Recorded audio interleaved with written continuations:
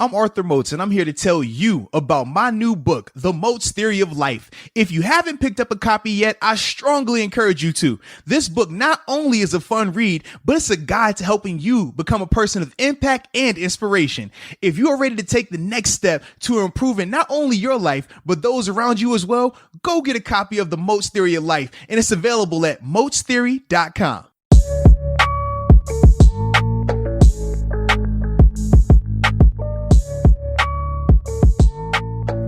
What's up? It's the Arthur Moats Experience with Deke. I'm Arthur Moats, and that's my main man, Deke. What's up, bro? Man, I'm living the good life, man. You know why? Why?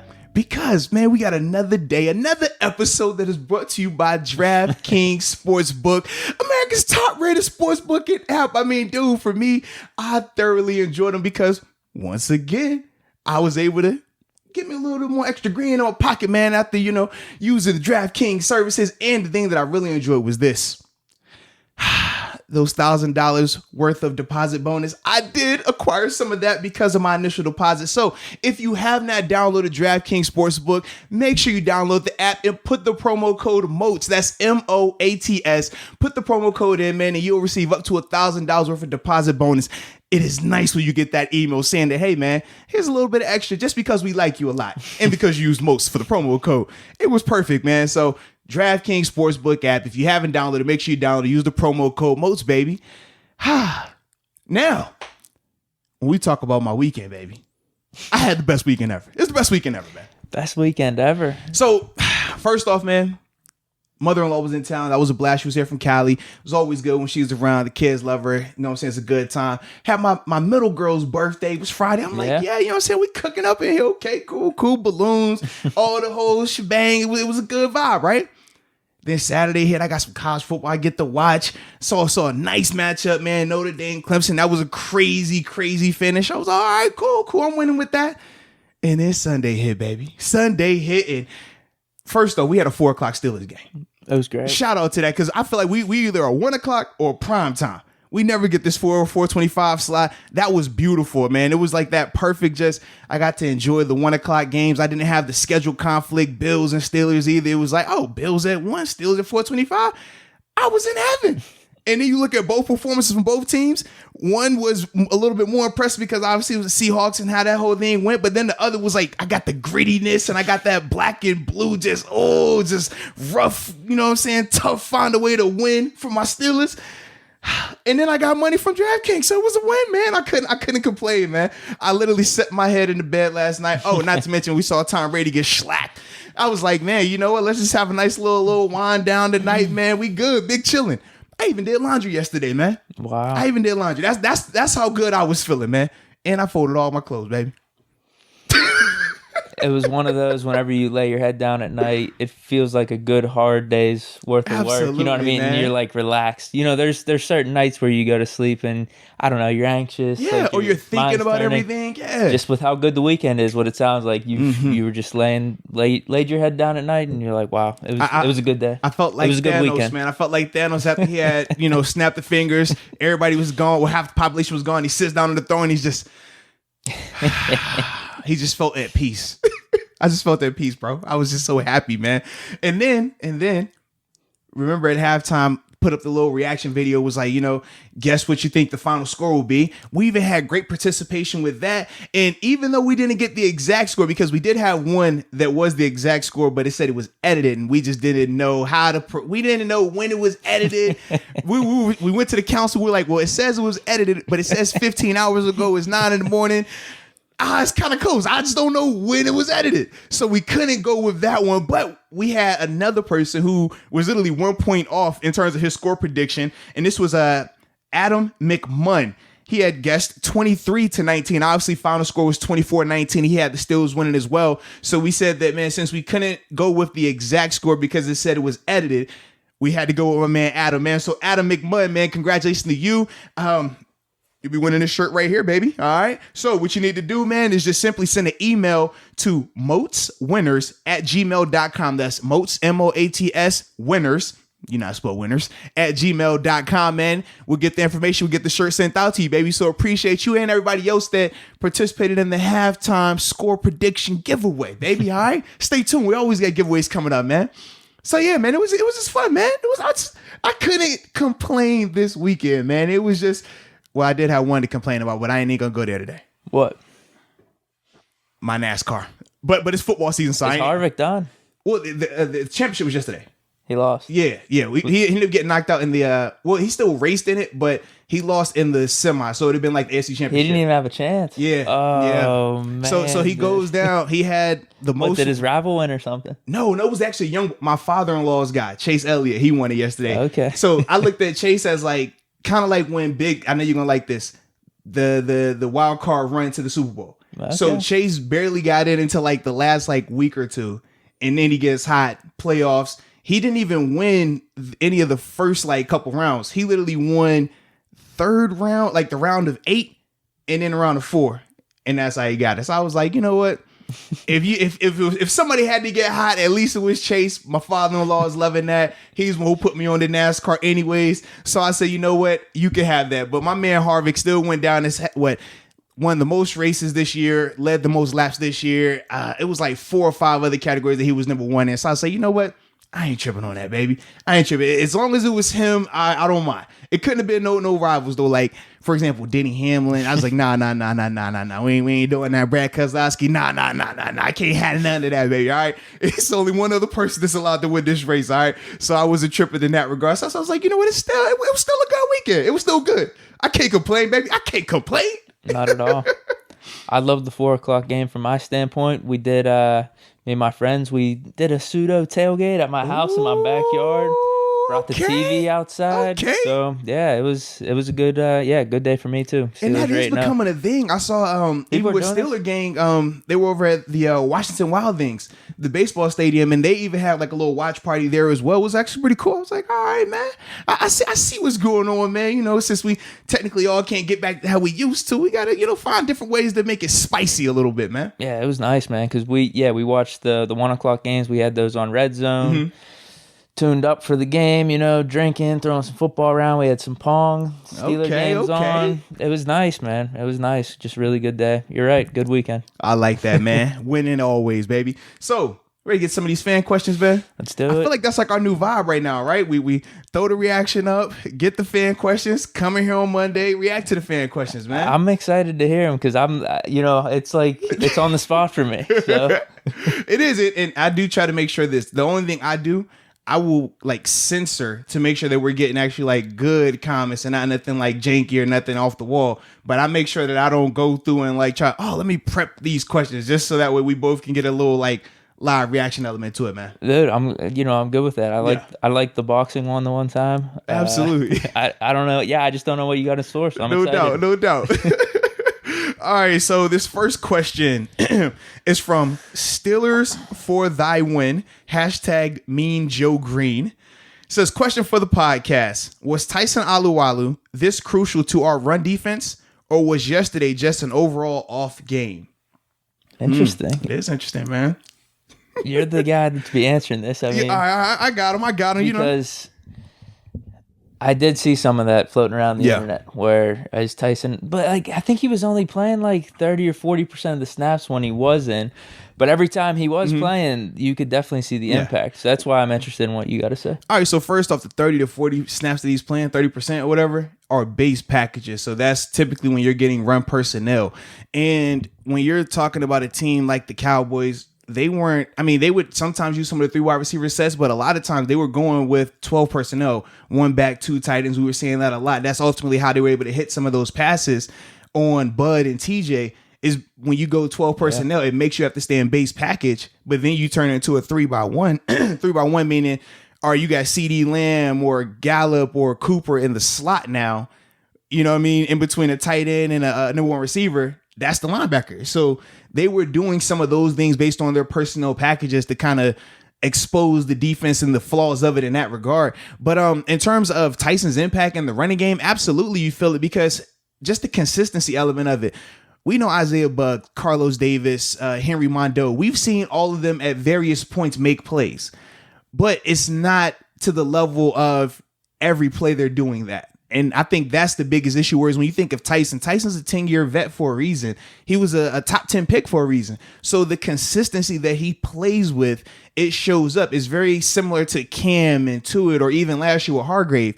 You just know every play is not going to be a drop off. You're not going to have a A level play and then a C level play. It's always going to be A or high B at worst. So when he's not out there, you do feel that, because for your interior linebackers, it's different when one play this guy gets off the ball and he looks great. Then the next play he's kind of getting blocked back, losing ground. You just don't really you don't know how to just go. You're always having to look adjust first and respond. Yeah, and it does make it a little bit difficult. So I think that's more of the Tyson Alualu effect of him not being out there, because when he's out there in your base packages, we've seen this week in and week out now. He dominates, not has a stalemate with the center. You're seeing him dominate centers. You're seeing him consistently in the backfield. We even highlighted his performance, I think it was against Denver, with him and Vince Williams, and just how much they were in the backfield because Tyson was just killing the center up front. When he plays like that, it makes it so much easier for Tuitt, for Cam, Bud and TJ. The runs never get out there because of the interior pressure. Vince, Spillane, or even when Devin was healthy, they were able to attack a lot more to the line of scrimmage.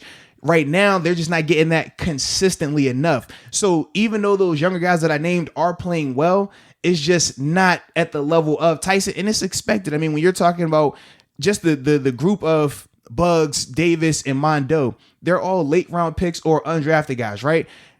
Now, we know some of these guys have a lot of potential, especially Bugs, right? He has first round potential, but there's still going to be flaws in his game at this stage of his career. But as he continues to grow and progress, and all three of those guys, the more they're out there, the better they're going to look. I mean, we can point to Henry Mondo right now this week compared to Tennessee, when people were like, oh man, he flashed, but he sucks. Oh, I can't believe he got these penalties, but he had that one good play. And it's like, oh no. And then last week you saw him make another good play. Now this week you see him make another good play. That's how it goes, man. Not everybody is a first round talent. Not everybody comes out here and plays perfect from start to finish. Like some of these guys, it takes a little bit more to develop, and to see all three of those guys contribute in the way that they are. I mean, when Carlos Davis made the play yesterday, I was like, who the heck is this 73 guy? Like, I'm thinking Ramon, and I'm like, oh no, like who is this? And it's Carlos. All right. And he was on the show too. So if you haven't checked this interview out, check that out as well. But yeah, it's like, those are the type of things though that you feel when Tyson is gone. It would be no different if Bud or TJ would have missed an extended period of time. Could Highsmith and Ola Danny come in and play well? Sure. But they're not going to be able to do it, play in and play out to the level of Bud and TJ right now. So that's the biggest thing with that. Who would have thought, man, through just even out Alualu's career and then from his time in Pittsburgh, that this question will be brought up, or we'd be talking about his type of impact. Absolutely. I don't know what it has been. Is he just like a late bloomer? Or maybe we're hoping the same thing happens with Williamson, him coming here and playing with the Steelers, that it's a fit, it works, and you're playing some of the best ball of your career. That's what Tyson's been doing this talking with Tyson throughout this season, you know? Yeah, and the thing with Tyson is this. First off, you know why he's playing so well. What draft class was he in? I thought you were gonna say he's playing next to Cam too. He was a part of the all coveted 2010 draft class. I mean, it has some absolute studs in that class, man. But he's a part of that class, so that's the first reason. All right, right. Shout out to the 2010 class. But the second thing though, and we had this conversation when he actually signed here, because obviously we being a part of the same class, and he just talked about how it's such a difference from a culture standpoint being in Jacksonville compared to being in Pittsburgh. Number one, from a continuity standpoint, having the same coaching staff, same general manager, same just everything, front office, where he was like in Jacksonville, man, he was like, it switched. And you see the difference in philosophy. It's very similar to what I talked about when I was in Buffalo, in terms of when you're switching regimes within 4 years, it's tough. And you just get that losing culture, and it's hard to get it off of you. Whereas he's like, you come to Pittsburgh and you could just see the energy from the people that work the front door, the custodians, the chefs. Like, it's a winning culture. You see the same faces. You understand the significance every day you walk in there, and it just gives you a different level of energy. You think about, like I said, how I talk about it. You hear Tyson, you think about Joe Hayden, Steven Nelson. We can go down the list of all these guys who have come here that didn't leave top-notch situations. They didn't leave, the best of the best from an organizational standpoint. Even Steven Nelson, when he left, I was going to say Kansas Chiefs, City still go to organization, but that just goes to show you how highly he thinks of the Steelers. Yeah, because even then, like they were running well without a doubt. That was probably the best scenario. But even when he left, they weren't Super Bowl champs just yet. They weren't on that level. So even with him, how he speaks of the organization, like you can just hear it and feel it, man. When you get there, it's one of the best feelings ever for the people that have been the reverse of it, who start in Pittsburgh and then leave.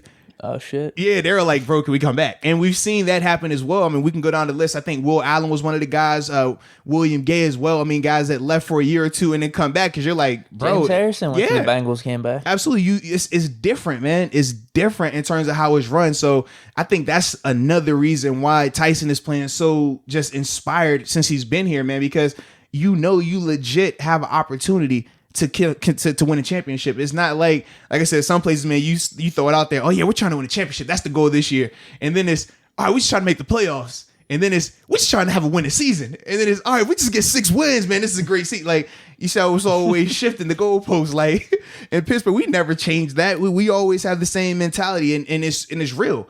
And I think that's another reason why Tyson plays so inspired and so well here, man. What's the word on his injury? Do we know? They're still just saying a couple of weeks. Okay, that's the biggest name, man.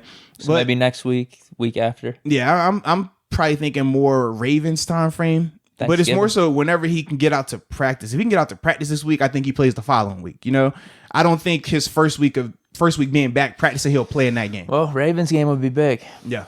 Ravens game would be big. And as we've seen, every game is big. If you haven't realized that just yet. What I mean, him coming back, the rushing impact, you know what I mean? Absolutely. But as we can see, every game is important. It is, dude. It is, dude. I mean, you got the Chiefs there. Are they, 8-1, 9-1 right now? Mm-hmm. So we're trying to get this 1 seed. So every game is big. Yeah. So can we stop the whole, man, we just go blow these teams out? Can we get rid of that? Can we? Because no, probably not. I'm gonna tell you how I feel. I'm gonna tell you how I feel. Oh yeah, man, this team just looks so focused, man. I ain't worried about it, man. Hey, man, it was a little gory at times. We'll get into it. We will though. Oh shoot! All right. Speak of the nice transition question right here. This is from Scotty Siobhan. I think so you say it. Yeah, Scotty Siobhan. Are we frauds? I can't make this up, bro. That was the perfect transition. Hell no. No way. All right. Best team in the NFL. Okay. 8-0, undefeated. Mm-hmm. No way. I guess I get where the question's coming from, just because the Cowboys are that bad of a team, but I can't even say that. I mean, we thought they were that bad of a team, but I thought Gilbert played decent. Mm-hmm. And here's what I want to say too: is you find ways to win. I don't care. You know, it's the NFL. Any given Sunday, if we say that reigns true, mm-hmm. then pulling out a win in a gritty fashion should count for something. And we're 8-0, dude. We've won every game. I just don't see how we're frauds.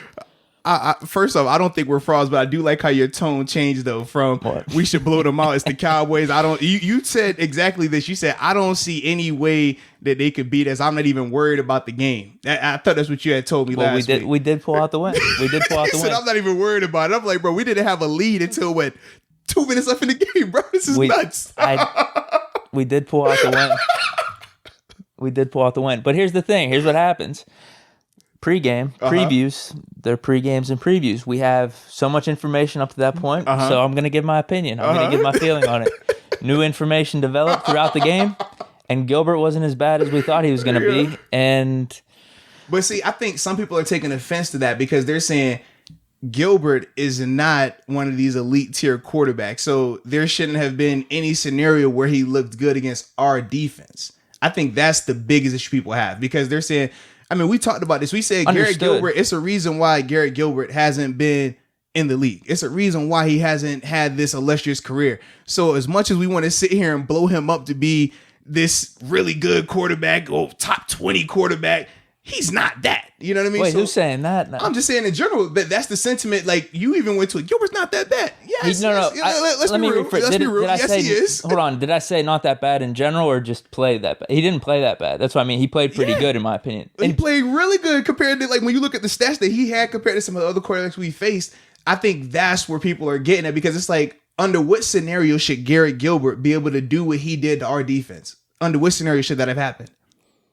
I guess yesterday, just because it was weird, like, because we had him sacked the one time in the backfield, he got away. There was a lot of fluky stuff. That's not fluky. Ben does that all the time. Hold on. Fluky or just things you're like, wow, I couldn't have expected this. Right. Him escaping the backfield and getting like a 15-yard rush on us, you're not expecting that. The two special teams plays, the one where the guy's chucking it across the field. He got called back. And shout out to CJ too. That's former Steeler right there. How much did it get called? It only got called back like 20 or 30 yards though.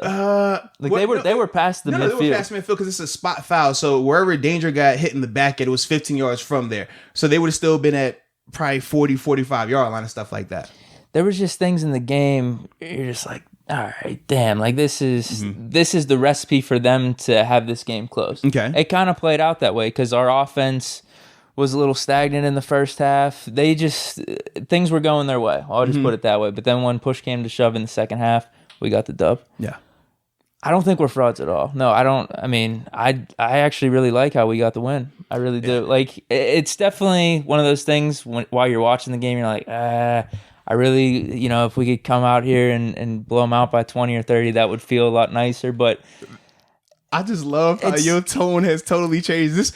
When we talked last week, we rested starters in the first half. We getting healthy. We get Mason some reps. Mason did get reps. We McFarland. That's not how I wanted him to get reps. That's not how I wanted him to get reps. He led a scoring drive.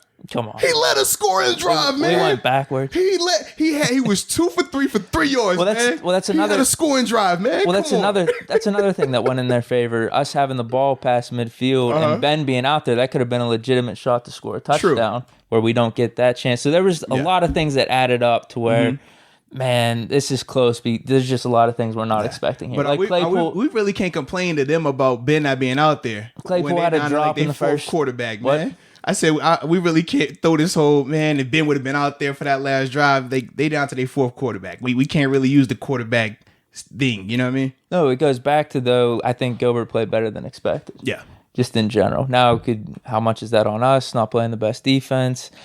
I'd be interested in that. I heard a lot of people complaining like, yo, why aren't we playing more straight up man? We're giving them a lot of coverage with this zone and leaving a lot of guys open. Yeah. I don't know if that was on us necessarily, but I think Gilbert picked his shots where he needed to, where, it wasn't anything amazing, but it was better than we expected. I thought it was just going to be, 70 yards, like 9 for 16, 70 yards and 2 picks. Shoot, why you think I put my money? We're going to get to it, but I thought the same thing, and I put my money accordingly, and I was over here like, Steelers defense. Really? This what we doing today, bro? Really? So, no, I don't think we're frauds at all. Yeah. I liked the win. I liked it just from the standpoint we gutted it out. Like, it could be really easy to say, it's the NFC on the road. This is our third road game in a row. We could just lay down. Let's focus on next week against the Bengals.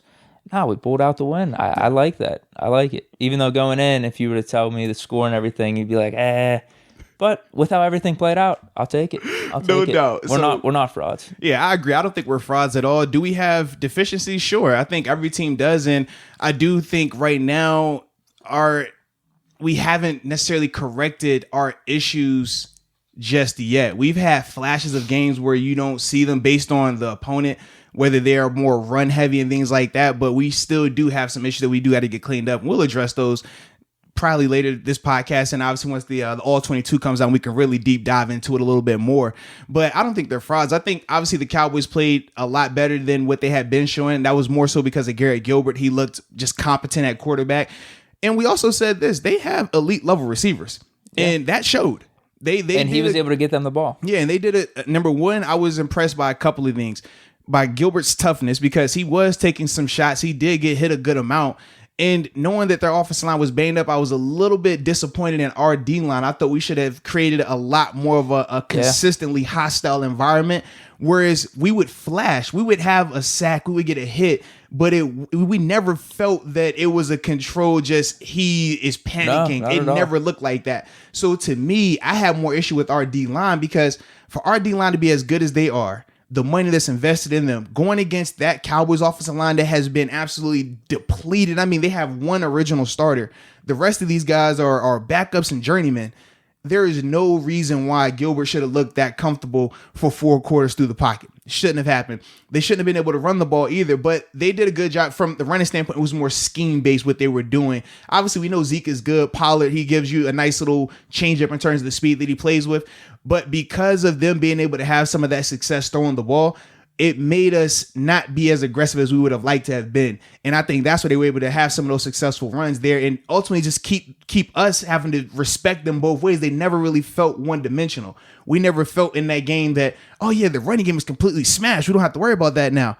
We never got there. We never felt that, oh man, he's throwing the ball so much, but now we're in his head. He doesn't know which coverage, who's coming, who's going. We never got there. So that was a larger part of it.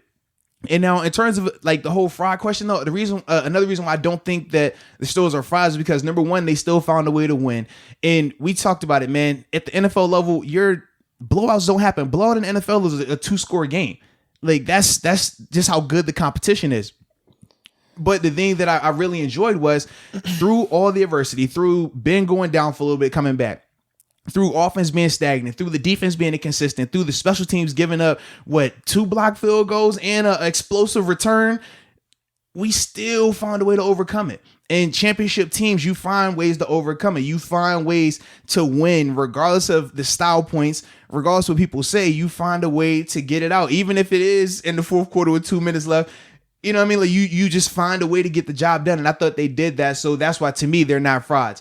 And that's another reason when we talk about the whole easy games or easy portion of the schedule, why I always say throw that narrative away. That's fans and media, because at the NFL level, every team is good. And that's why I tried to hint to you last week and hint to people that talked about the Cowboys being this bad team and we should go in there and blow them out. I'm like, man, it's just different. It's different at the NFL level. You rarely see that.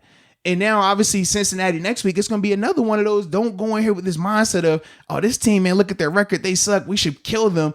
It's never that simple in the NFL, man. These guys are professionals. They take pride in their job, especially at this portion of the season. The Cowboys are still in the race for their division. It's like, let's be real about it. It's not like they tanking for Trevor. Nah, they are in contention to win their division right now, man. That's how. That's more so in the NFC East, but it's real life. So for them, they weren't going to just come out there and lay down. And you think a division opponent next week, and since he's going to do that, not a chance.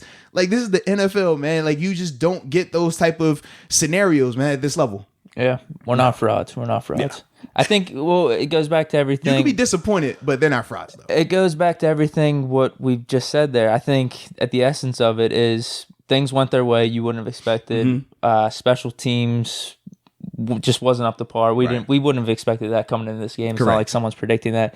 Yeah, defense wasn't completely there, and then offense first half, a little stagnant. So you combine all that, plus the Cowboys played better than we thought. Mm-hmm. All right, you might have a little bit closer of a game than you thought going in. And here we were thinking special teams didn't matter. Y'all thought I wasn't going to get that opportunity to talk special teams? You're right. It doesn't matter until things something don't bad go our happens. way. Now we want to, man, what's going on with the I have never, as long as we've been putting these videos up and checking the comments, I can't tell, maybe 2 times in the whole year and a half we've been doing this, I've seen a comment about special teams. And it was more so, man, Ray McLeod or Deontay Johnson. Not, man, what about the special teams units? Today? Oh, man, it was jam-packed, man. You want a special team question, pick your poison. You want to talk kickoff return. You want to talk punt return. Like, I never had somebody ask me about field goal protection, field goal protection. I said, who? We talking field goal protection now? I love it. That's why we didn't kick it at the end, dude. Absolutely. I was actually good with it. As weird as it sounds, I understood the decision before even hearing Tomlin's press conference. Absolutely. I'm like, bro, they might block this and take this to the house. No question. Which they blocked 2. We had missed the extra. It was like, bro, come on, man. Like, we ain't got time for this, man. We don't have time for this.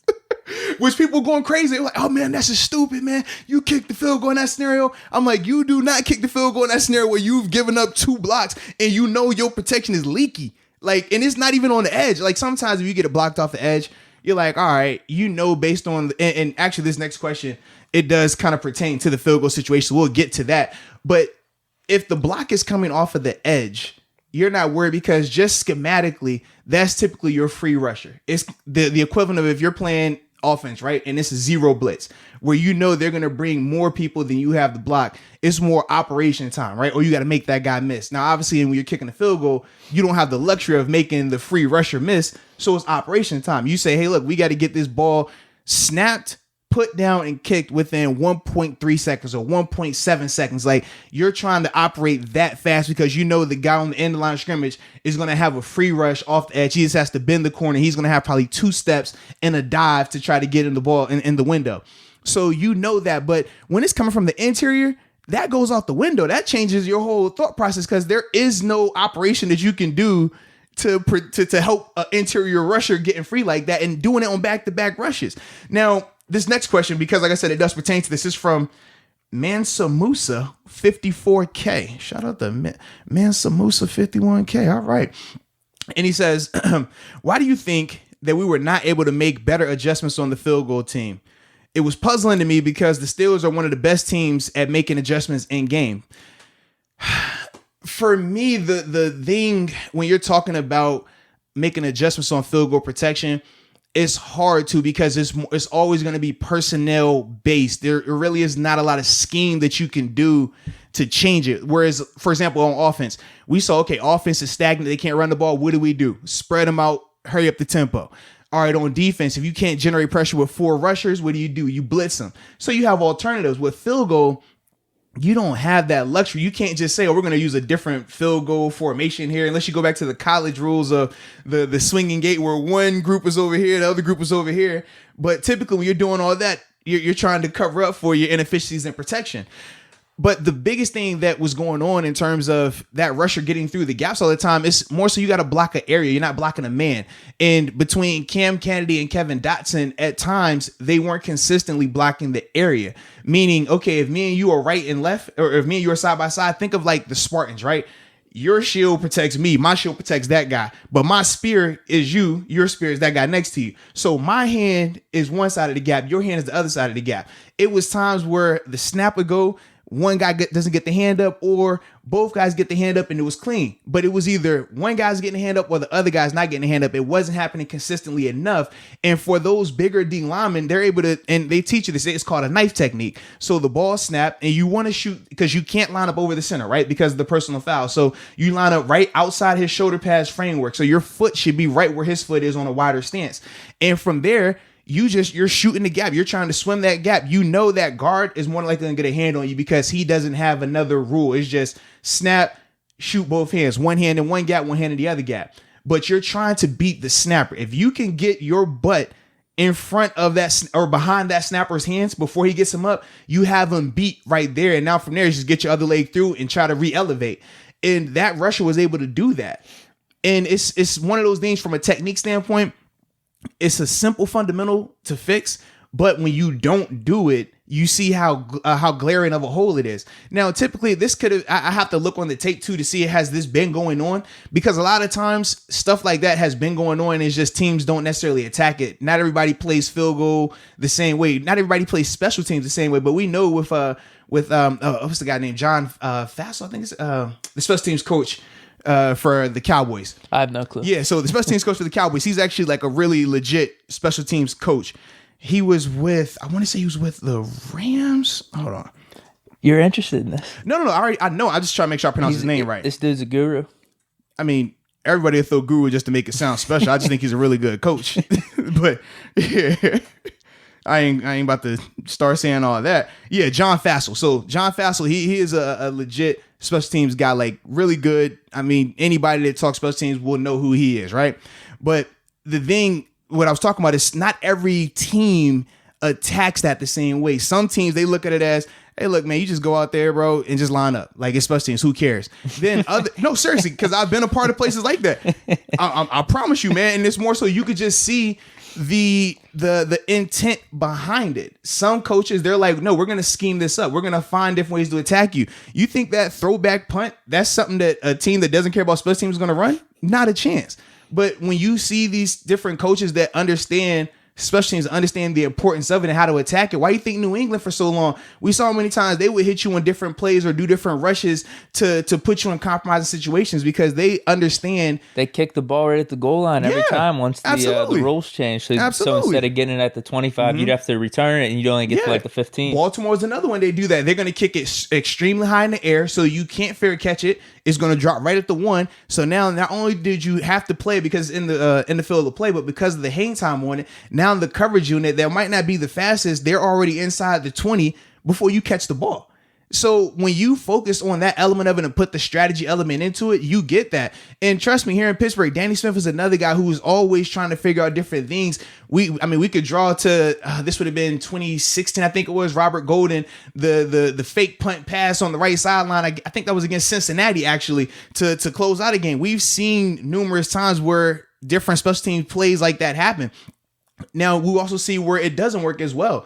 But for the guys, the coaches, and the teams that put forth an emphasis and an effort in that regard or in that area, you can see how you can make that into a weapon. And that's why I'm always talking about like the importance of it, because it's plays to be made if you do it right and you can catch a team, in a bad situation. I thought the way they drew up that fake punt was beautiful. I mean, having CJ give you the fake pull the hammy as a gunner, because it's the thing, right? When you're on the other side and you're the gunner, you're not worried about that guy blocking you. You're trying to beat him. And once you get ahead of him, you're not looking to see where he's going. Your thought process is, I'm getting to the ball.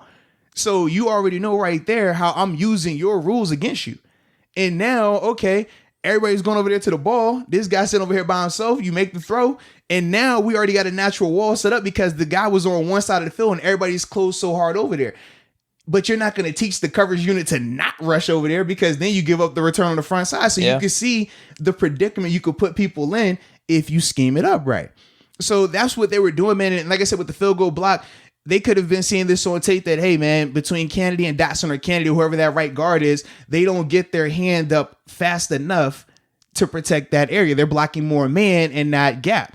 And, hey, we're going to just line you up right here and swim it. And whatever they saw, man, it was working for them. But that was the biggest thing, man, especially, like I said, those two that we saw in this game, they just weren't getting their hands up. Both guys got to have one hand in that gap to block it together. But you can't have two hands in the gap, because then you expose another gap behind you. So literally you block it half a man, and you go from there. But that was the biggest thing that I saw. And that's why you really couldn't make adjustments. And it makes sense, too. You're not getting... Like for an offense, you can have so many reps in a drive or a series. Same with the defense, where you are constantly trying to figure it out as it goes. Special teams, you get one shot at it, really. Absolutely. Once in a blue moon throughout a game, right? A whole bunch of one-play drives. And then we also said that from a practice standpoint, if it's a 2-hour practice, maybe 10 minutes of that is dedicated to special teams. And that's legit.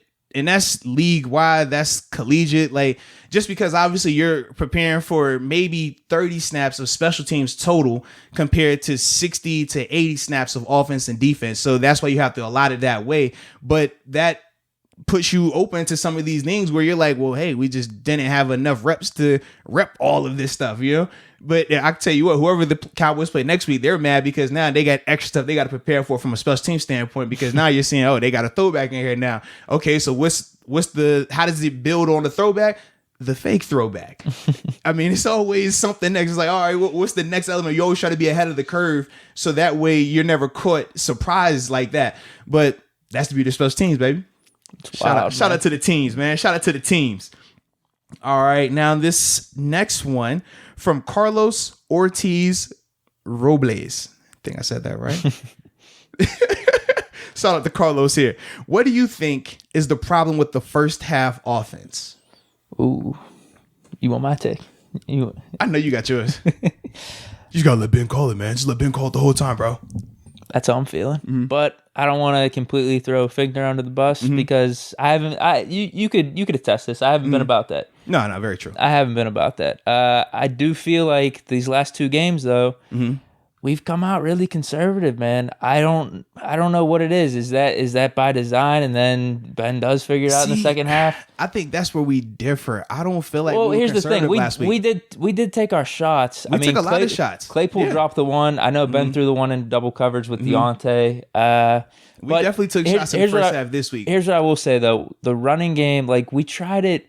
It was 3 times in a row on like a 2nd and short, then we go 3rd and short, 4th and 1. Like that, I don't know. That type of stuff's where it really throws me off. See, for me, this is my issue. You would think 3rd and 1 or 2nd and 1, right? Especially 2nd and 1. We always call that a waste now. So 2nd and 1, you don't mind calling whatever you want to call because you feel like your offensive line and running game should be able to pick up 1 yard. So when we talk about the calls on 2nd and short, they can be conservative or they can be super aggressive because you always feel like I have that luxury. And then especially when you're in Pittsburgh and you think about our offensive line and running back, you would always assume like I shouldn't have to call a intricate play to get 1 yard. I should be able to just say line up, move them off the ball. But we talked about how at times we've been really good in pass protection, but at times we haven't got the most movement up front. Yep. And that Cowboys D line, we highlighted them as well. We said if they were going to have a way to create some negativity, it would be with their edge rushers, that front group, because they do create havoc. They're good in that situation. I was just, like I said, surprised that we could not move them off the ball consistently enough. And that was the difference. I feel like first half to second half. Second half, we still didn't move them off the ball. You look at the rushing stats. I mean, our running game was abysmal. But the difference was we just simply said we're just gonna air it out. We're gonna go empty formation and throw it. But then the problem with that is your offensive line is all on one-on-one. So when they're winning, it's great. But when they're not, we saw some of the shots that Ben would take. It makes you just have to wonder, like, all right, well, which one do you want to go with? So even when we're talking about Ben potentially being the guy to call the whole game, first off, it's tough to do. And you could even see in the second half, it wasn't like Ben lit it up. Like he did play a lot better in the second half, and as a whole, the offense did. But it's a reason why your offensive coordinator makes those calls, and you have a guy in the booth because you can just see it better. You can see the whole field. Your vantage point at eye level on the field is going to be different in terms of what you can see from a coverage standpoint, pre and post snap. You might know, hey, that was a cover 3, but when the guy up top is telling you, man, that really wasn't cover 3, it was a 2-man. But because you're on the field, you can't see it like that. So the longer you go with that thought process of, oh man, I'm gonna just call it at the line, you open yourself up to get tricked. So that's the biggest reason why you like him to do it in spurts, but you don't want him to go out here and exclusively from start to finish do that, because it's gonna be a recipe for disaster in the long term effect of it. Well, and I feel like just common sense, you have a game plan, you have your scripted plays going in, correct? Yeah, but it's only 15 plays that are scripted. So how many was that? That at least takes up the first quarter, correct? Typically for us this game. No. So yeah, this game obviously, but typically your first 15 plays could legit be 2 series. If you have a 7-play or a 9-play drive and you come back with another 4 or 5 play, I mean, you're pretty much out of there. So we would always say on defense, we know the first 2 series, get ready for the wacky stuff, because typically in your first 15 plays, you're going to get some trickeration. You're going to get some aggressive shots, right? You know, okay, first 2 to 3 plays might be the setup, but that third play, they're looking to take a shot downfield. And we saw that with the Steelers. We saw them, you said they took multiple shots. The difference was first half, they weren't connecting on the deep ball, nor were they getting the penalties. Second half, I mean, we said, man, that 99-yard drive that ended in a field goal, how many penalties was that aided by? I mean, it was 2 times on third down where they had a late hit or a personal foul on Big Ben. You had the Leighton Vander Esch pushing McFarland's hand down. We saw Jalen Smith where he bumps Claypool and Claypool falls down. Those are 3 15-yard penalties right there that aided the drive. So it wasn't as if Ben just came out and the whole second half just orchestrated this beauty. It was the penalties, and we understand the penalties. I mean, you can't guarantee they're going to happen. So that's why I don't take a lot of comfort in us getting those penalties, because, I mean, dude, the Jalen Smith one where Claypool falls down after he bumps him, that's a 50-50. It's ticky-tack, but it's 50-50. The one where it was third and 10, Ben throw it. It wasn't an interception. I don't think it was an interception. This was where it would have been incompletion, but the I think it was DeMarcus Lawrence's hand touches his helmet. Yeah, it was the one to Claypool. Yeah, it's like, all right, is that a penalty? Yes. Is it ticky-tack? Yes. So with ticky-tack, you never know if a referee is going to consistently call that or not. We didn't see a lot of the blatant, oh man, it was 3 steps and he hit him late or he hit him at the knees. it would be, oh, his hand kind of grazed his helmet. Did the referee see it? Is he going to call it? So a lot of that aided the offense in the second half. So that's another reason why it's just like you don't want to go exclusively been calling the calls at line of scrimmage, because it hasn't been this just beautiful scenario. Does it work at times? Yes. But it's not something that you're going to be able to exclusively do. I just think the biggest thing, they have to get this run game consistently going. When you're right now, the Steelers are just a one-dimensional offense. Now, granted, they're really good being one-dimensional because of the receivers and obviously Ben, but they're one-dimensional. We haven't seen them be able to just if we would have said, and especially the Cowboys defense, knowing how much they struggle against the run. If I told you, like, man, James Conner's going to have 9 carries for 22 yards, we're only going to have 46 yards rushing as a team, compared to the Cowboys having 144 yards, you'd be like, man, you're crazy. It's not a chance. But that's the bigger issue with the offense in terms of first half or second half. First half, they're trying to establish the run. Second half, they're just abandoning the run. Yeah. And from there, at least you're not getting the negative plays back to back when you get stopped on a 0-yard gain or a 1-yard gain. So you feel like you got more hope. Yeah. And sometimes, like I said, it does work out. Or if you're able to hit a chunk play, which the Steelers have been able to do, whether it's through a deep pass or through a pass interference, they've been able to move the ball that way. But the lack of running game is the most alarming issue right now for this offense. They're just a one-dimensional team right now, man. You bring up good points, because in the first half, if you're drawing it up, you want to be balanced, and we have the second and short. And I did notice that on those plays, I was initially thinking, like, man, why do we have McFarland in these short yardage situations, like get Connor or Snow in? But I don't think either of them would have been able to break some of the pressure that those Cowboys defensive linemen were able to get on us. Like, they got in the backfield really quick. Mm-hmm. And I don't know. Yeah, I think you're right. Just you would expect the running game to do better. And if you're going in, you're trying to draw things up and you're trying to run your offense, you're like, yo, I want this to do well. So let's try it until we exhaust our resources. Right. And we exhausted our resources, and then we got to go to the pass. I mean, in the back of my mind, I'm always thinking like, yo, just let Ben run the show. But I mean, having a running game is definitely impactful, and it's something important. And if it's not working, then you see what we can do. Right. If that's the case, we can still come out and win games and do things that we got to do. Yeah, I think just the reason people are uneased about it is that performance yesterday from an offensive standpoint. That will get you beat if you can't run the ball. Getting into shootouts and stuff. That's what we were doing so good at controlling the clock and everything. Because even for us to say that was a shootout, granted, we scored. No, I'm saying we could get into shootouts in the future if we do this strategy. Yeah, but the problem is with that is, can you consistently score like that? And we've talked about at times where our offense hasn't been able to do that. Now, as it progresses, I think the biggest thing, you have to get just some resemblance of a running game, because then from there, I mean, what Ben is able to do from a throwing standpoint, it will be elevated with these receivers and you can go from there. But right now, you're just asking these guys to just be better athletes and better throwing and catching than these DBs right now. And let's be real, that Cowboys defense, we said they're not that good. There's no reason why they should have even been able to hang with us first or second half, and they shouldn't have been able to hang with us on top of being aided with all the penalties that they were giving us. Like, that's the alarming part. If they were having all these penalties and we were just absolutely thrashing them, it's different. But even in the second half, we never felt like, oh, we're thrashing these guys from an offensive standpoint.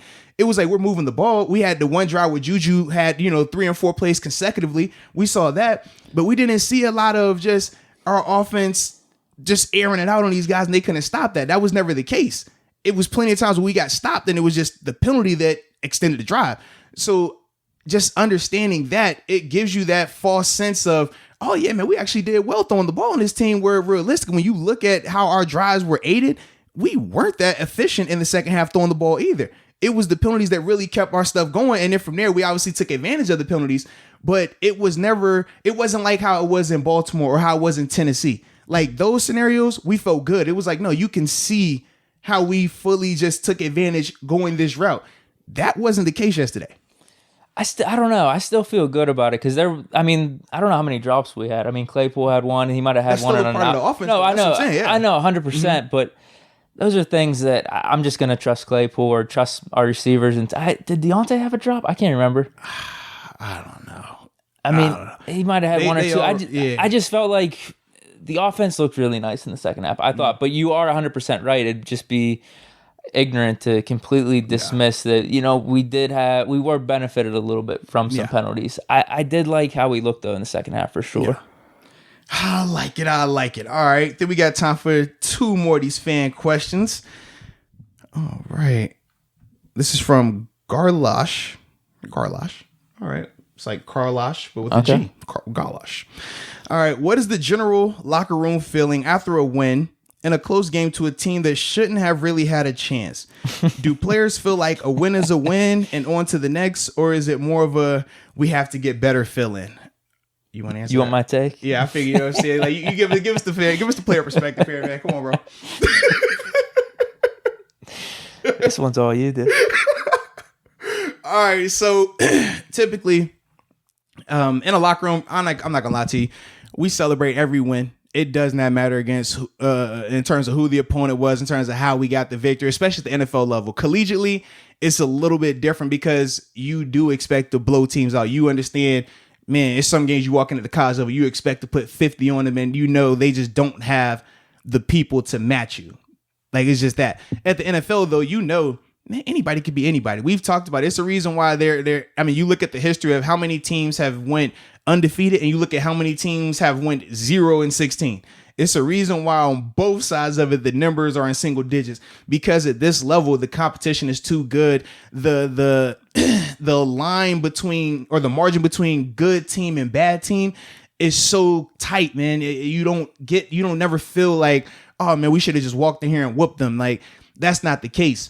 So you're going to celebrate regardless of how the win happened. You're going to celebrate because it's a win. And then when you add that you're 8-0, you're like, hey man, we know that, man, teams are going to come at us. We know that we got to play our best ball. And yeah, you just find a way to win. So you're going to get hyped. You're going to celebrate it. You go crazy for those 24 hour rule we talked about, right? In terms of a win or a loss, you got 24 hours to either celebrate it or you mope around. But once those 24 hours are done, you move on to the next team. So for these guys, man, you celebrate that win as if, man, I don't care. They could have been the Super Bowl champs. We beat them. That's all I care about. All right, cool. After that, 24 hours are up. Next page, man. It's time to start understanding what we did right versus the Cowboys and what we did wrong against the Cowboys.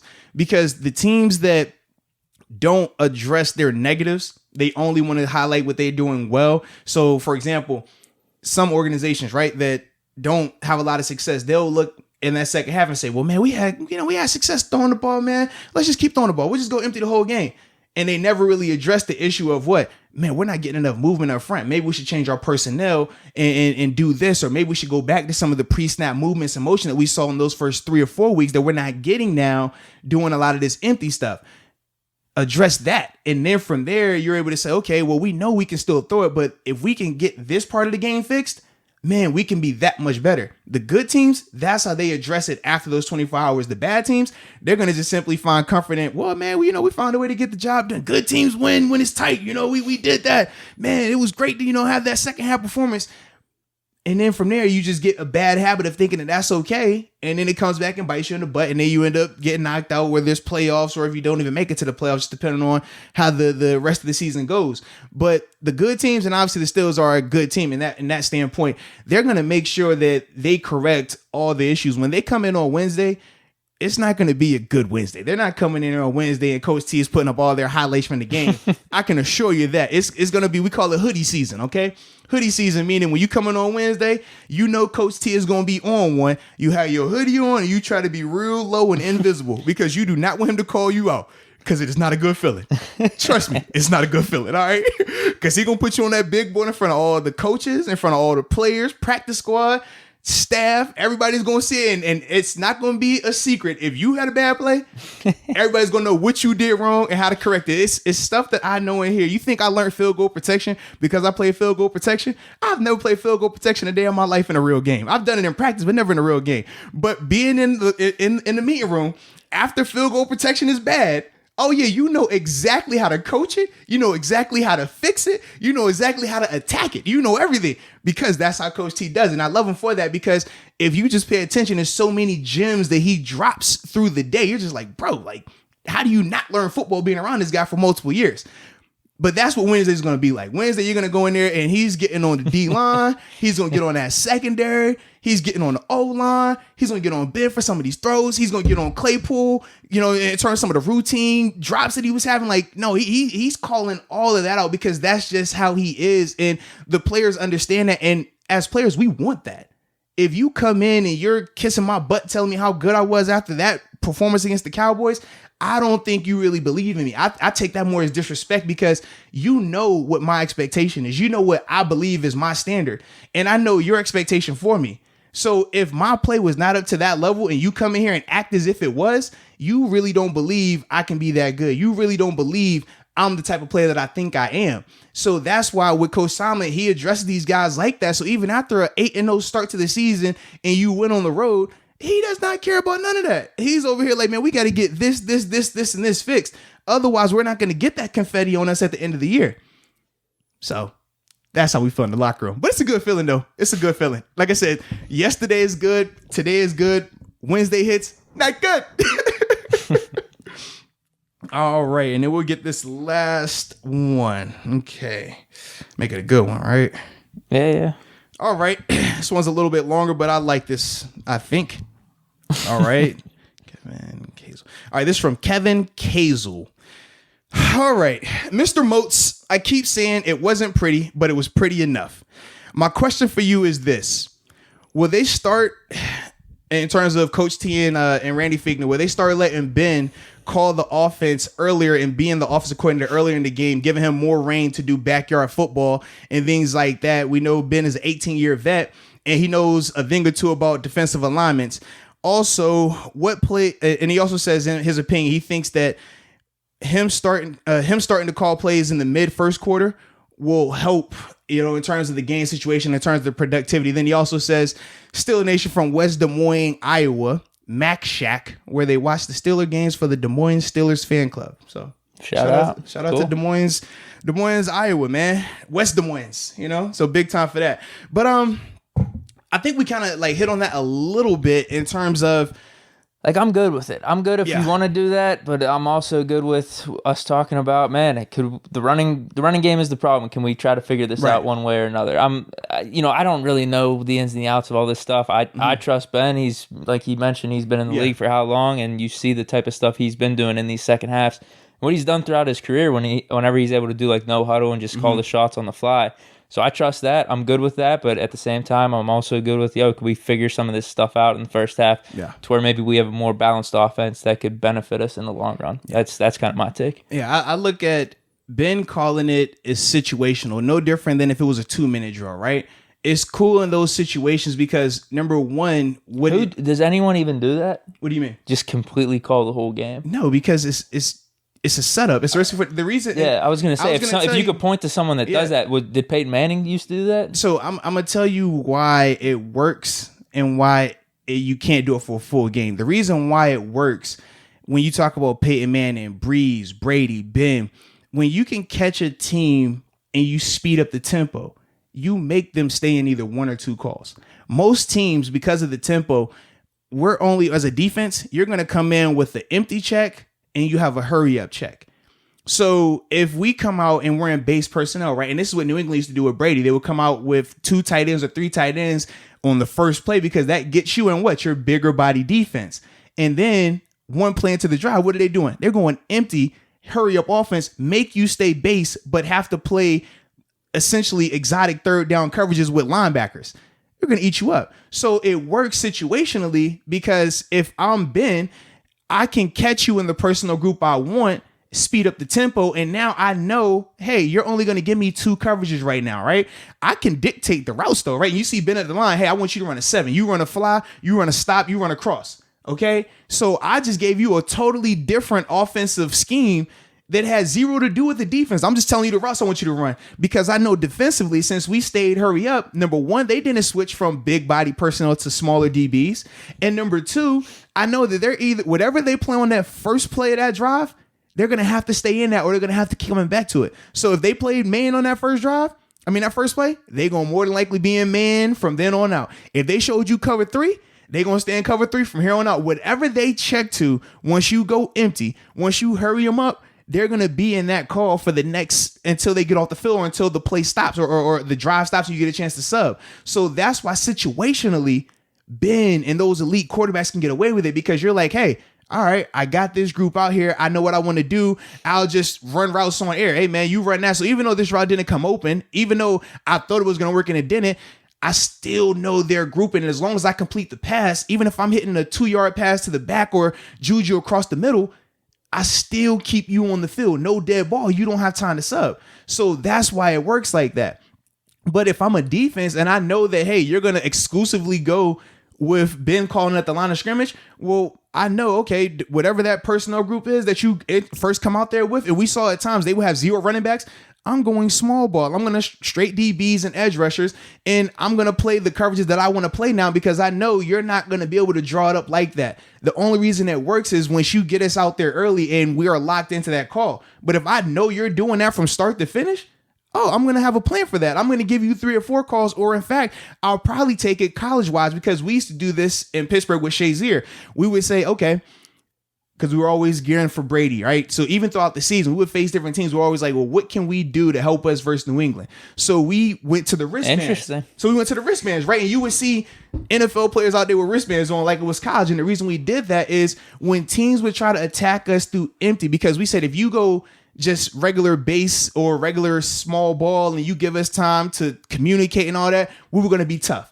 But when you could speed up our tempo and our communication got a little shoddy, you could take advantage of us. So we went to the wristbands, and literally, if you would go hurry up, we would say, okay. Most times once you, like I said, once you see that first play, you're stuck in it. For us, we were calling blitzes out of hurry up. So it changed the whole dynamic, and it would fluster teams, because you're thinking, like I just told you, if it's cover 3 on the first time when it's empty and it's hurry up, you're going to be in cover 3 the whole series.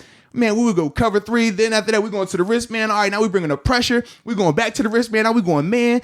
And it's as if the D coordinator is calling everything, and it would give you issues. So if you try to go Ben doing that from start to finish, that's how you combat that. You don't have to go wristbands. You could go hand signals, but that's how you would combat it. And the coordinators are going to win that battle 9 times out of 10, because they have the better vantage point being in the booth and just looking down and seeing it, compared to Ben being at eye level, amongst other things of just being on the field in the NFL, like how fast everything is happening. So that's another reason why, I mean, you just can't do it for the whole game. Brady, Breeze, Ben, they all do it situationally. You can switch it up. It's like a change of pace, kind of like in basketball. If a team goes from playing zone defense, now we're going to throw the press on them. Full court press. I would just, oh man, it catches you off guard. It's cool situationally. But if you tell me from start to finish, you're going to press me, I can figure out a plan to beat that, and then ultimately make that press a weakness for you. So that's the whole dynamic of that. And that's why you don't see anybody do it from start to finish, because it's not, you're not gonna be able to sustain that success. Mm-hmm. Yeah, well put. Absolutely, man. Absolutely. Is that it for the questions? That is, man. That was it for the questions, man. So first off, shout out to everybody for the questions, man. Awesome job by y'all. We covered a lot there. We did. It was actually, like I said, it was good questions by them, man. We didn't get a chance to get to everyone, but yeah, you keep the questions coming, man. We're going to address them as we can, baby. Now, I do got another fun part right here. This is one of my highlights of the weekend, baby. Okay. And it was brought to you by DraftKings Sportsbook, America's top-rated sportsbooking app. I'm excited to hear this, because you were talking about all these player props. Absolutely, man, because first off, when we talk about DraftKings Sportsbook, we said that they're the America's top-rated sportsbooking app. We know that they're safe and secure when it comes to just depositing your money where it's supposed to go. The bet's going to where it's supposed to go. And if you win, you get the money back. It's no fishy business, nothing funny going around. DraftKings brings you that, right? So that's why we already love DraftKings. But then my personal favorite, because I don't necessarily like at the NFL level betting money line in terms of, is this team going to win versus that team going to lose, or spreads, because we know how just wacky the NFL level is. But the player prop bets, that's my favorite. You got a better feel for that. I do, because you just know, I mean, based on, I guess from my personal experience, I got that feeling, right? So for example, this weekend, I know we talked about the money line element of the Steelers winning and things like that. And we said the odds weren't the best, but something that was dope, and I did get a little parlay action. Shout out to DraftKings for the parlay. I was able to go Big Ben throwing over 2.5 touchdowns. So he had to throw 3 or more touchdowns. I got plus 135 on the odds, man. I parlayed that with Steelers winning money line. And it was a nice little scenario. Now, I will say this. I did have one negative this weekend. and I didn't want to go there. I didn't want to go there because it involves my Steelers defense. I did have another bet going along. And it was Garrett Gilbert under 15.5 completions. Obviously, he went over on that. But it was all good because obviously the money line of the Steelers winning, along with Ben throwing for 3 touchdowns, man, it worked out from a money standpoint. So if you have not downloaded DraftKings Sportsbook app, get involved in the game, baby, for your chance to win. Because that's all we want is a chance, baby. And the way you do that is make sure you download the app, but use the promo code MOATS. That's MOATS. And if you do that, you will receive up to $1,000 in deposit bonuses, man. I mean, I love it, bro. I love it. Like I said, for me, that added to my weekend, man. I just had that feeling that going into this game that Ben was going to be able to throw for 3 or more touchdowns against that defense. We talked about it on Thursday, and it held true. I mean, even with him going out, he came back. Certain things. You were right. The only 3 touchdowns because your score prediction was 24-3. Yeah, correct? Man. Yeah. So, yeah, that would have made sense. I just did not think that Garrett Gilbert was going to be able to do some of those things. But either way, man, like I said, it was impressive. I was glad I was able to get some money off of that. Shout out to DraftKings Sportsbook for that.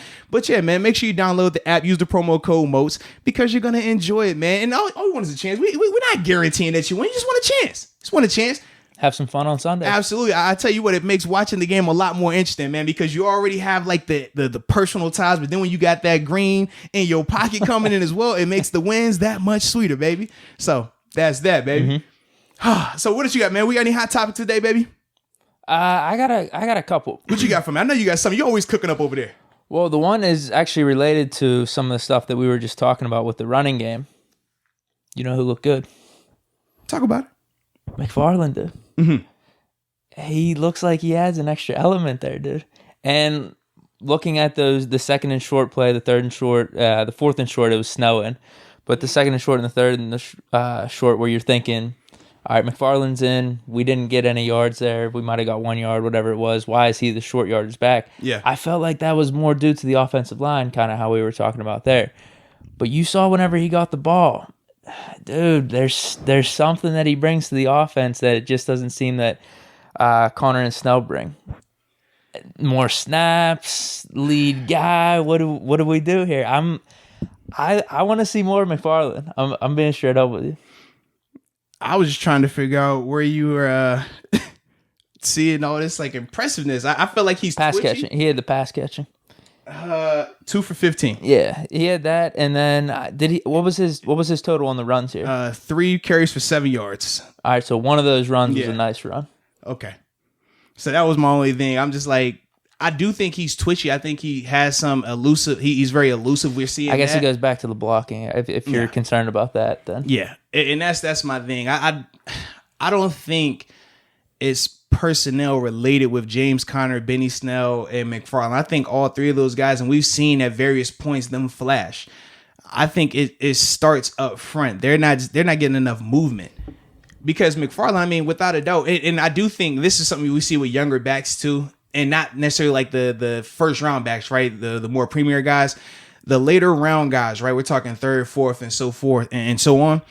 Sometimes they still look like they're playing faster than like they're thinking it out. And we've seen it's not controlled. Right. So we're seeing like him slip a little bit more than what some of these other guys are doing, or you just see like his body is going here before like his mind has fully processed it. And it happens with younger players. It's not a knock on him. We all go through that. But that's the only reason why I do think you can expand him, but you have to be careful. He got in early this game. He's been getting early in the past couple of games. He started a couple of games as well. He was the first guy getting carries, the first guy. And that's more so because of what he can do from a passing standpoint. I think Ben likes that a lot, knowing that you have the luxury of a back you could potentially drop it off to. Now, granted, he hasn't featured him like he would Le'Veon Bell, but he hasn't earned that either. You know, if he can make something out of nothing 1 or 2 times, I think that'll get him more trust with Ben, and you'll see Ben using him more.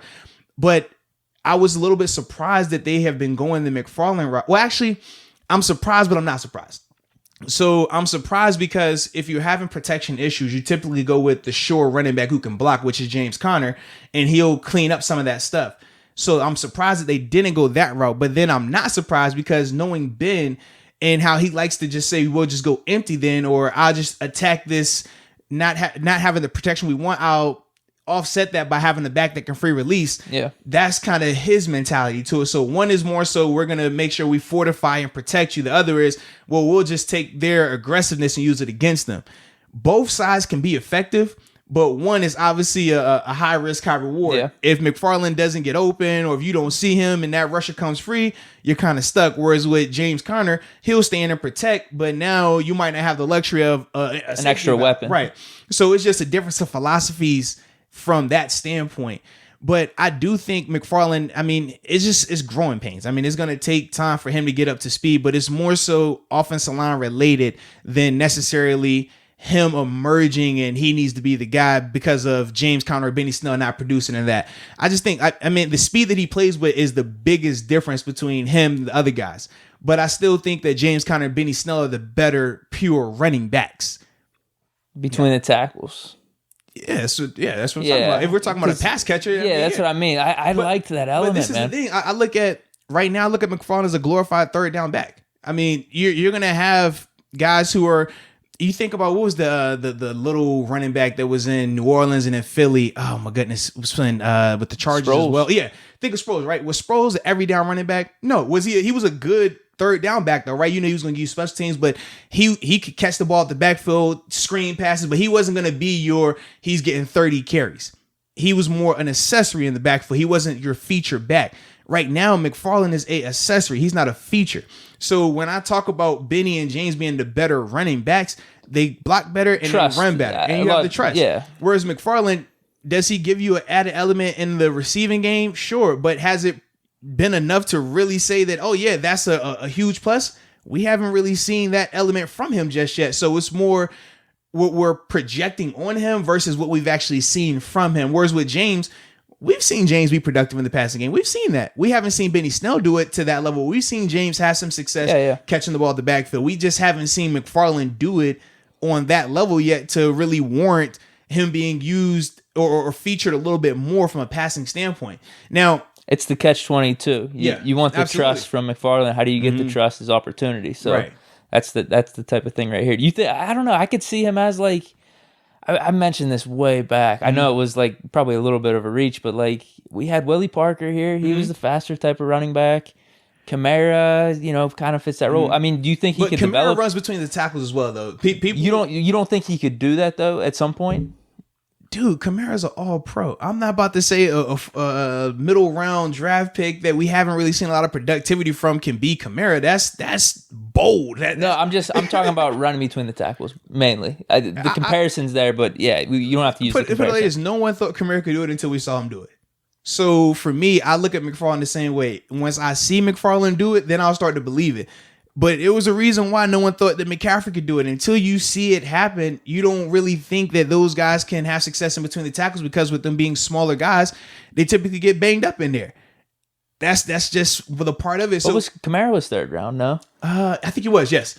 McFarland was third round for us this year, fourth round? No, he was fourth because it was Claypool and Highsmith as third rounds. Okay. Or second and third rounds, excuse me. Yeah, so, I mean, is it there? Sure. I mean, he could, but we haven't seen anything to tell us that. That's purely just a hoping and a wishing right now because he did have that good game against, was it the Broncos? No, it was Texans. Texans, yeah. One of those two. He had, it was like 50 yards on 7 or 8 carries. But still, when we're talking about Kamara, we haven't seen that from him. No, I know it's a stretch. I know it's a stretch, but what I'm saying is like, what could we see from him if he were to get maybe 10 touches a game or just get more and more opportunities? I'd be interested in that, man. Because right here he had, this would have been what, 5 touches? Yeah, 5 touches right here. So you add another 5 to that. And like I said, I liked what I saw. 2 of those runs were the second and the third down where he just got stuffed at the line. And like I said, I thought that was more or less due to the offensive line and the defensive pressure they got on us. Yeah, because he said he had a long run of 6 yards. Yeah. So... Yeah. You can't completely go off that. That's the thing. I'm with you on that. I'm just simply. I like what I've seen so far. Yeah. It's just all right. If we give him 15, 20 touches, what does that look like in a game? Yeah, I guess my biggest concern does that cost us a game, which is something we don't want to mess with. I would say that's my concern because right now you got to think they had 18 just overall running plays, right? 18, and we know one of those was a Ben run. Shout out to Big Ben too, man, getting that thing rolling.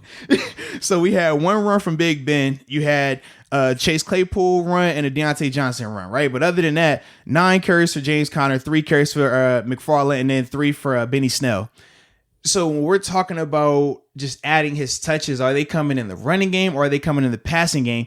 And for me, anytime I think of the passing game, we're seeing how much we got a lot of weapons. Yeah, we have a ton of weapons. So I always feel that I would rather take a shot downfield or to one of these receivers in one-on-one coverage than necessarily just dropping it off to McFarland just for the sake of trying to get him going. I don't feel like he is that guy right now where I should dictate my offense or run it through him. Now, I'm not saying that he can't grow into that. We saw even with Le'Veon, right? Le'Veon year 1 versus Le'Veon year 2, it changed. He was the feature in year 2 and so forth, but year 1, he wasn't that guy like that. So I think of McFarland in a similar vein as he continues to show more, and it's still plenty of time. We're at the halfway mark of the season. So as he continues to show more, I think his role will expand from that standpoint. But until we see him maximize the limited opportunities, I'm not going to give you an expanded role. You know, I need to see more of this. It feels like the coaches are interested, though. It's like they're intrigued. Like, you already have seen them. I mean, dude, he started. I think it was the Broncos game. He started. He was the first running back out there. Got the first touches, first pass, first run. Like, we're seeing, he's not as if they don't trust him or they don't want to use him. But it's a difference between you being out there, a la James Washington, versus you being the feature. When you look at Claypool, Deontay, and Juju from a target standpoint, James Washington. Did he play well? Yeah. He had 1 catch for a touchdown. He was only targeted 2 times. Whereas you look at Juju, 7 targets, Deontay, 10 targets, Claypool, 13 targets. You can be out there and they trust you, but you're not featured. So right now they trust McFarland. He's out there, but he's nowhere near a feature guy, or they're even thinking about using him like that. So that's that whole scenario in terms of just, is he out there? Sure. But the coaching staff, they don't look at him in the sense of, oh yeah, we can run an offense to this guy right here. I don't see that from them just yet, man. And I don't think it's necessarily needed just because we do have Ben. Like, we don't have to completely, and you talked about all the receivers we have and stuff. So it's not needed, but definitely improving the running game, like we talked about, will be key down the stretch. And I do think something that we could do, especially in the first half, because second half, like I said, we're changing the tempo. It's cool as a one-off situational thing. Obviously, we're able to get some of the downfield penalties, just not even Cowboys game, just in general. But when that's not there, something that I would like to see the offense do, which we don't do a lot of, and I'm surprised by it, we wait to the second half to say, all right, when we go into, we're going to run some of these underneath routes, these crossing routes to Juju, Deontay, work more of the middle of the field, right?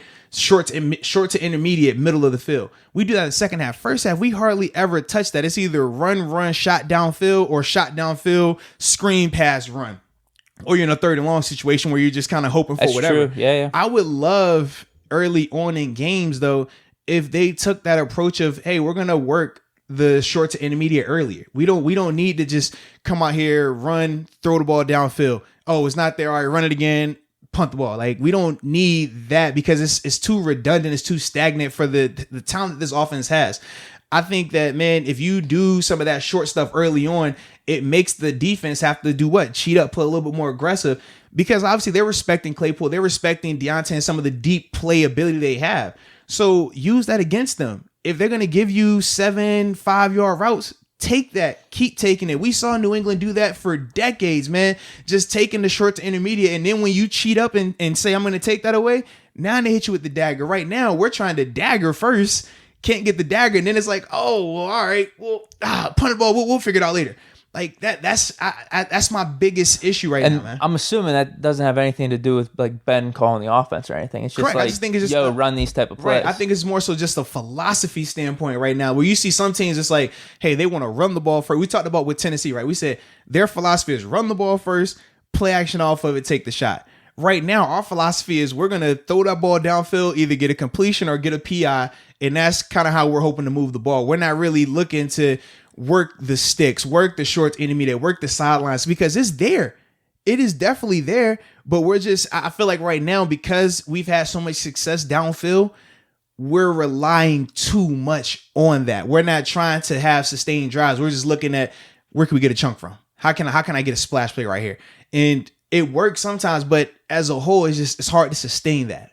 It's interesting. We weren't having this conversation really in the first 5 to 6 weeks. It's only we weren't. It's only been the last 2 weeks, but I guess that's probably where a lot of people would get on Finkner about this because it's when Ben is doing this and it's more free flowing in the second half, we are running the stuff that was suggested there as opposed to it feels stagnant, run, shot, okay, figure it out. I guess that's why people get on him. But here's the thing. You get on him now, come out next week, and maybe it's more of what you suggest. Well, we saw in previous games where the play calling was good. We saw early on in the season where they were coming understanding and doing a lot of the pre-snap movements and motions. We haven't seen, we saw one game where we were having Big Al shifting from right to be an unbalanced tackle to going back to his normal spot. We were seeing pre-snap jet motions, it looked like college. We talked about that, right? We said it was the Matt Canada effect, right? Along with Finkner making the actual call.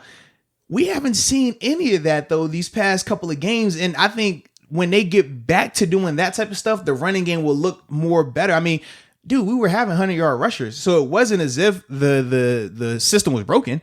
No, it's just we have totally gotten away from some of the window dressing and tried to get more, man, we just better than them, line up in front and just blow them off the ball. That's not our game right now. We do have to window dress because just our offensive line at this stage right now, they haven't been able to sustain controlling the line of scrimmage from a run game standpoint. So the way you combat that is pre-snap shifts, movements, motions to make the defense have to think and be a little bit more on their heels. I think when we get back to that, that'll open the running game back up, which in turn will open up the pass game. But you got to get back to that philosophy. Interesting. I think I only got one more thing. I think it was suggested at the beginning, though, people complaining about our zone defense or just what the hell we were doing on defense versus Gilbert. So for me, man, the biggest thing that I was seeing from a defensive standpoint, and obviously when the all 22 comes out, we'll be able to tell you a lot more. So Thursday, stay tuned. But the thing that I noticed, number one, like I said, we didn't consistently pressure him. We didn't, and not blitz it. I'm just talking about just the front four, right? Bud, TJ, Cam, to it. It never got hostile. We had hits on him. We sacked him, but it never felt hostile. For example, you watch Brady versus the Saints on Monday night or Sunday night. That was hostile. We saw Brady dropping back and under duress. He was getting sacked multiple times in a row. He was getting banged up. That's hostile. If you watch the Bills and Seahawks game, you saw Russell Wilson taking some shots, some hits that he usually doesn't take. That's hostile. We never saw that with Garrett Gilbert. He never took a blindside hit. He never had one of those where he's like, dang, bro, you had to get him out of here. He's getting bad. He never had that. When the defense can create that, the coverage element is minimized a lot more. When you're not creating that hostility, you get caught in zone coverages. And with zone coverages, as we talk about, the beauty of zone coverage is you have eyes on the quarterback so you can make your reads. If he's off with his eyes, you could jump passes, you get interceptions. We saw Minkah Fitzpatrick, what he was able to do in terms of getting that pick in the end zone. You can do that. But when you're not pressuring him and he's not sped up, all he has to do is just wait till a receiver finds a soft spot in the zone, because a zone coverage is naturally going to have holes in it. You do it so you have eyes on the quarterback so you can take advantage of a mistake, or if he tries to run. We knew Garrett had a little bit of mobility. So you have the zone so if he tries to take off, you see him. But from a man-to-man standpoint, you're going to obviously be a lot closer to these guys. They're not going to have natural soft spots. It's not as easy to throw passes on man-to-man coverage. But the flip side is when you play man-to-man versus a guy who can run, we did see him escape the pocket and have a nice little run. Also, when it's man-to-man coverage and these receivers are CeeDee Lamb, Amari Cooper, Michael Gallup, and you can get some of those scenarios where they're matched up on linebackers, that's not going to be good for us. So that's kind of the reason why the defense played the zones that they were playing.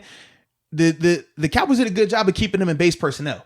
If the Cowboys play, and obviously Mike Hilton not being out there, you definitely feel that as well, because Mike allows you to play small ball because he's so effective in the run game. You can go out there with sub package, so then you don't get TJ or Bud lined up against receivers in the slot. You'll have Mike Hilton out there traditionally because, even if you try to run it, Mike is tough enough that he can play the run as if he was just a small, weak side linebacker. Yeah. Right now, with him not being out there, along with Tyson, you can't go small ball like that, because even though Cam Sutton and Justin Lane are really good from a coverage standpoint, they don't give you the same impact from a run support standpoint that Mike Hilton does. So that does play into it as well. So for the Cowboys, they say we're going to go base personnel. So by me going base, or by me going 12 personnel, right, one running back, two tight ends, that's going to make you have to keep your linebackers out there. And now from there, we talked about how, okay, instead of line up in a basic 2 receivers on one side, 2 receivers on the other side, let's make 3 people on one side, have the tight end on the backside, or leave a receiver on the backside. But if you leave the receiver on the backside, it makes you have to keep a corner over there. So now you can't have that corner come over there and make it better for you. And now, shoot, my O-line protect just enough. I can get some of these out and ups. I can really work that linebacker in coverage. So if you're Keith Butler and Mike Tomlin, you're like, man, I can't play man multiple plays with Bud and TJ on these guys out of base personnel. So we're going to have to go zone. But going zone is going to naturally be some holes there. Yeah. So that's the whole catch-22 of it. But that's why for me, I was more so, I was impressed with the Cowboys in terms of how they attacked them, because typically you don't get non-division foes attacking you like that. Typically Baltimore attacks you like that. In the past, Cincinnati, when they were competing for the division, they would attack you like that because they just knew, based off familiarity, how to attack our defense. They knew the ins and outs of the rules. I didn't think McCarthy and those guys would know it to that standpoint, that they would be able to say, okay, we're going to play bigger personnel and attack them this way. And I didn't think that if they played that way, that their offensive line could hold up either against our D-line, but they did. And that was the biggest reason why they would have so much success from a passing standpoint, and why there were so many holes down the field in terms of just zone coverage holes, or you getting receivers on linebackers. That was the whole recipe in that situation.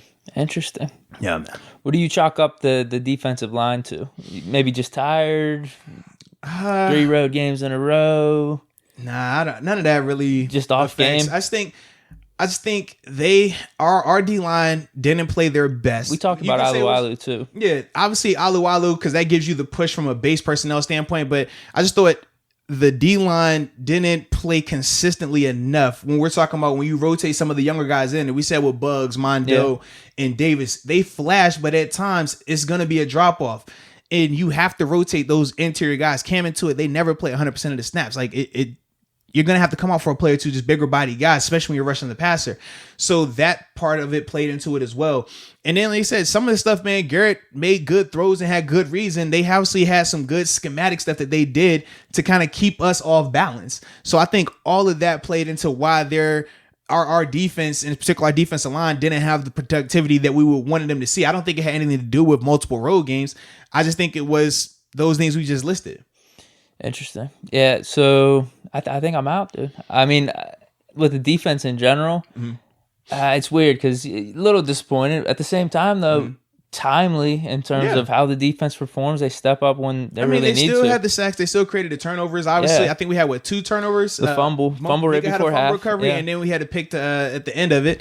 So you still are seeing that. And even and this is why we still stop at the end even. Well, and this is why I still say, like, I don't view us as frauds, because frauds, you don't get that stop on defense both times. The one in the end zone or the one at the end of the game where they're taking a shot from the 30-yard line, that range. Almost the exact same thing as the Ravens. Yeah, absolutely. Minka coming in and breaking it up. Back-to-back weeks. So you don't get that from teams that are frauds. And then also offensively, that drive to take the lead with 2 minutes remaining in the game.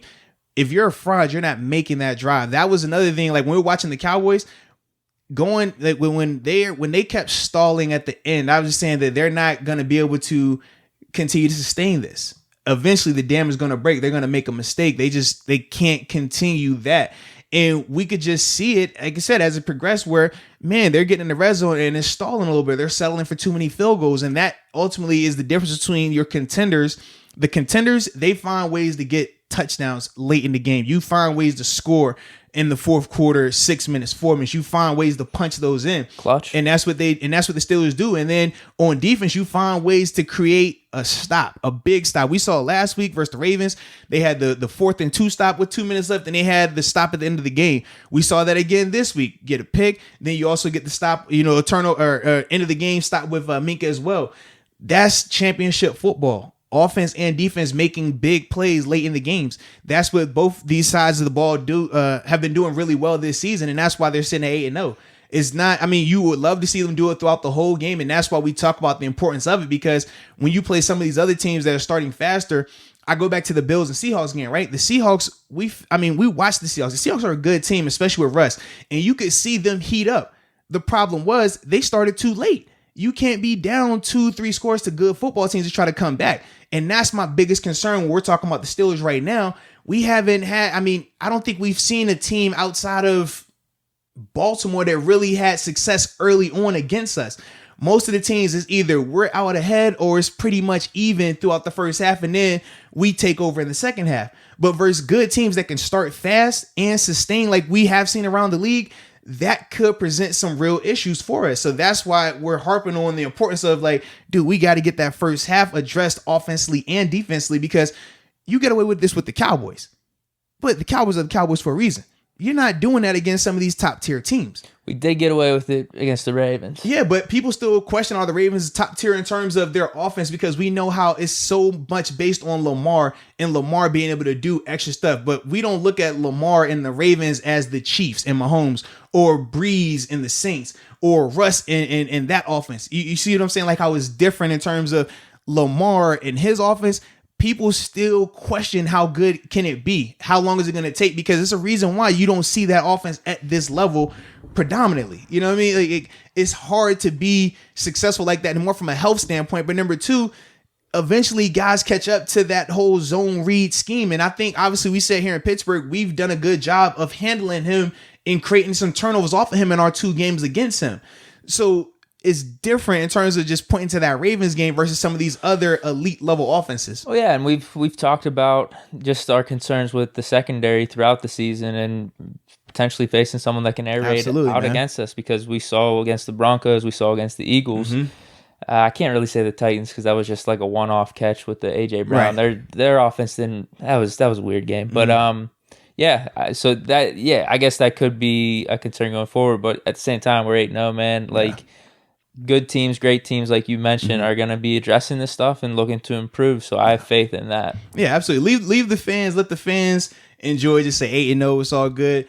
The players, they're going to work on it. Yeah, they're going to correct the issues. I not trust that. Yeah. So absolutely, man. I think I'm good on stuff, dude. I'm good, man. You got anything? I'm good, man. I talked about my money, talked about my teams winning, talked about my great weekend, man. So I'm living life, baby. All right, man. So yeah, man. I'm good with that then. So sweet, man. Appreciate everybody for tuning in, man. Thanks again for all the subscribers as well. Keep it going.